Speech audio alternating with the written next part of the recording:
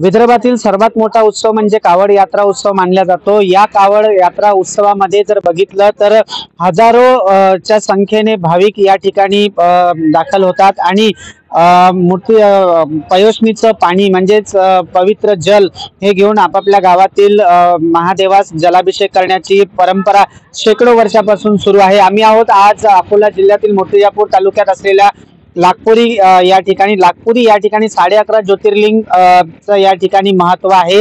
नव्हे तशी लक्षेश्वर संस्थान या ठिकाणून पवित्र जल असं पूर्णा नदीच्या पवित्र जल घेऊन मूर्तिजापूर असेल, दर्यापूर असेल अथवा अंजनगाव या ठिकाणी हजारो शिवभक्त या ठिकाणी दाखल होतात। चौथ्या सोमवारी हा उत्सव केला जातो। या निमित्ताने जर बघितलं तर अकोला जिल्ह्याचे असतील किंवा अमरावती जिल्ह्याच्या जिल्हाधिकाऱ्यांनी मार्गामध्ये मोठा बदल करण्यात आलेला आहे। मूर्तिजापूर ते दर्यापूर या मार्गामध्ये बदल करण्यात आलेला आहे। माननीय जिल्हा दंडाधिकारी साहेब यांनी उद्याचा जो आपला शेवटचा चौथा श्रावण सोमवार आहे आणि त्या अनुषंगाने जो आपला कावड उत्सव असतो आणि याच्यात मोठ्या प्रमाणात शिवभक्तांचा सहभाग असतो, तर या उत्सवाला कुठं अडचण येऊ नये त्यामुळे आपण मूर्तिजापूर ते दर्यापूर या रस्त्याचं आपण डायव्हर्जन केलेलं आहे। याबाबतचे तसे आदेशही जिल्हाधिकारी साहेबांनी पारित केले आहेत।